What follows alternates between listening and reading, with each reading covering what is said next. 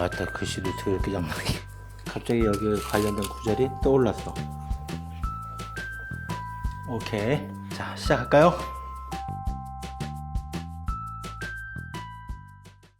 안녕하세요, 권호준 목사입니다. 요 근래 인기리에 방영되는, 끝나는지 모르겠네요, 꼰대 인턴이라고 하는 드라마가 있었죠. 그 꼰대 인턴이라고 하는 드라마에서 풍겨지는 이미지는 꼰대, 말이 통하지 않는 직장 상사 이야기를 다룬 것 같아요. 일방적으로 나 때는 말이야, 내가 신입사원 때는 말이야, 이런 식으로 자신의 어떤 경험, 자신의 어떤 과거들을 강조를 하면서 일방적으로 부하 직원들한테 이야기하는 그런 드라마의 전개가 있죠. 거기에 라떼는 말이야 라고 하는 OST가 이게 깔렸는데, 미스터 트롯인가 거기에 나왔던 친구들이 불렀던 노래가 하나 있어요. 근데 그 가사 중에 이런 구절이 있는 것 같습니다. 왕년에 내가 말하신다면 오늘도 시작이구나, 니까짓 게 뭘 알아? 궁금하시면 라떼를 한 잔 드세요. 어때요? 왕년에 내가 말하신다면 니까짓 게 뭘 알아? 일방적인 이야기 앞에 라떼나 한 잔 드세요. 대단히 시니컬하고 재밌는 반응인 것 같습니다. 불통이 문제가 되는 세상이죠. 그런데 안타깝게도 언젠가부터 우리 기독교가 불통의 아이콘이 되어버린 것 같습니다. 코로나 상황 속에서 많은 사람들이 이야기를 합니다. 교회는 도대체 뭔데? 계속 왜 문을 닫으라고 하는데 문을 여는가? 교회는 왜? 교인들은 왜? 라는 질문들을 세상이 많이 하고 있죠. 물론 교회 입장에서, 오늘 우리 목사들의 입장에서 거기에 대한 변을 많이 이야기할 수 있지만, 그럼에도 불구하고 이 시대 사람들이 왜 그렇게 이야기하는가, 우리가 한 번 정도는 귀 기울여 봐야 되지 않을까라는 생각을 합니다. 오늘 우리가 가지고 있는 가장 큰 문제 중에 하나는 선입견, 편견 아닐까요? 나다나엘이 빌립이 예수님을 메시아라고 소개했을 때 그렇게 얘기를 하죠. 나사렛에서 무슨 선한 것이 나겠느냐. 이런 편견들이 오늘 혹시 우리에게도 있지 않은가라는 생각을 해봅니다. 리차드 니버가 그리스도인과 세상과의 관계를 이야기하면서 세 가지의 유형을 이야기를 하죠. 자, 첫 번째 유형은 세상과 그리스도인이라고 할게요. 그리스도인과의 대립의 관계를 보는 게 있었고요. 또 두 번째는 세상과 그리스도인이 세상 속에 속화되어지는, 세상 속에 속해 있는, 세상에 함몰되어 있는 그러한 그림으로 보았고요. 세 번째는 그리스도인이 세상을 변화시키는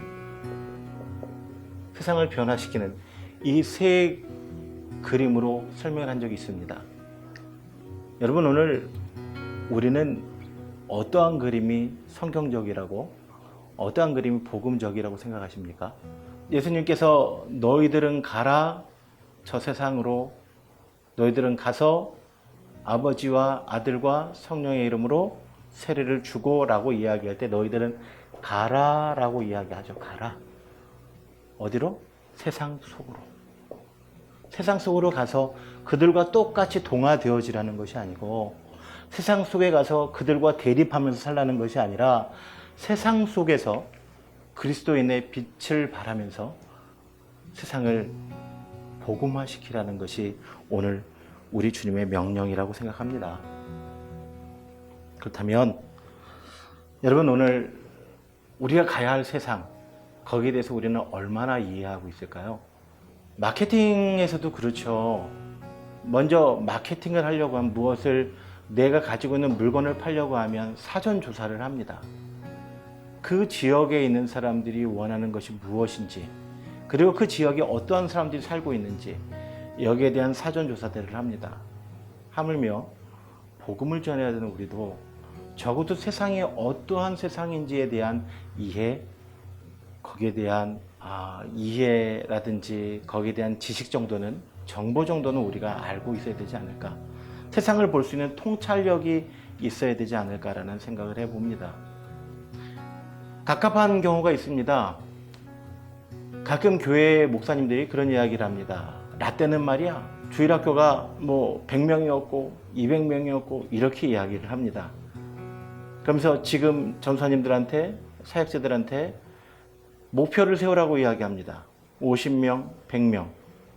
근데 여러분, 이 숫자가 얼마나 허황되고 어이없는 얘기인 줄 아십니까? 그때에는 라떼는 말이에요. 저 때만 하더라도 한 학년은 700명, 800명이었고요. 한 학급은 60명, 70명이었습니다. 그런데 지금은 한 학년이 300명이 되지 않는 학교가 수두룩합니다. 한 반이 20명이 안 되는 그런 학교들이 수두룩합니다. 그러면 말이 60명이지 3개 학급을 합친 것만큼의 아이들을 전도하고 목표를 삼으라는 것이 과연 쉬운 얘기일까요? 지금 상황들을 이해하지 못하는 그러한 상투적인 라떼는 마리아식의 목표 제시들은 교회 성장과 또 우리 다음 세대를 위해서 별로 바람직한 목표는 아닌 것 같습니다. 사사기에 보면 이런 얘기 있죠. 삼손. 우리가 잘 알고 있는 삼손이 드릴라의 꼬임에 넘어가죠. 드릴라의 꼬임에 넘어가서 머리를 밀게 됩니다. 블레셋 사람들이 삼손을 잡으려 막 옵니다.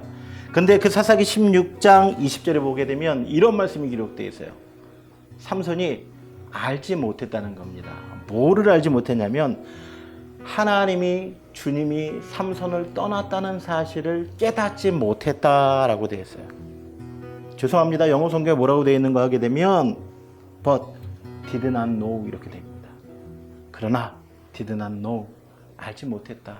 that 대절 이해를 하지 못한 거예요. 대절 이해가 뭐냐면 주님이 삼손을 떠난 것이에요. 지금 내가 서 있는 자리, 지금 내가 살아가고 있는 이 상황들을 이해하지 못하면, 여러분, 우리는 삼손과 같은 비참한 결과를 맞이할 수도 있습니다. 신대원에 가서 처음 설교학 수업을 듣는데 원로 교수님이 그런 얘기 하셨습니다. 일본이 제2차 세계대전에 패망한 이유 중에 하나를 설명하시는데, 일본은요, 해전에서 승리하기 위해서 야마도라고 하는 어마어마한 전함을 만들었다고 합니다. 커다란 전함, 거기에 엄청난 대포를 준비하고 함포를 준비해서 그리고 배들을 공격하는 그러한 전함 야마토를 만들었다고 합니다. 근데 그게 패착이었다는 겁니다. 왜요? 시대는 이미 항공모함의 시대였기 때문에. 항공모함에서 비행기가 떠서 쭉 와서 전투기가, 폭격기가 공격을 하는데 함포로 아무리 쏴봐야 사정거리들이 있기 때문에 그 시대를 이해하지 못했기 때문에 오늘 일본이 해전에서 패할 수밖에 없었고 세계 제2차 세계대전에 패전의 이유가 되었다라는 이야기를 지금도 기억합니다.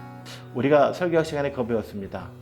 오늘 우리가 가지고 있는 텍스트, 이 말씀, 정말 너무나 소중한 말씀을 가지고 컨텍스트를 이해해야 되는, 우리를 둘러싸고 있는 환경들을 이해하고 그들 속에 적용해야 되는 것이 설교자의 사명이라고 우리가 배웠습니다. 예수 그리스도는 성육신하셨습니다. 하늘 영광 보좌에 앉아 계셔야 되는 그분이 오늘 이 땅에 내려오셨고 이 낮고 천한 자리에서 우리와 눈높이를 맞춰주셨고 우리의 약함을 치유하신 분입니다. 오늘 교회가 아직도 라떼를 이야기하지 말고 지금 바뀌어진 세대들 속에서, 지금 바뀌어진 상황들 가운데서 우리가 어떻게 저들에게 효율적인 복음을 전할 수 있을까 고민하고 생각할 수 있었으면 좋겠다라는 생각을 해봅니다. 오늘 얘기는 여기서 마치도록 하겠습니다. 감사합니다.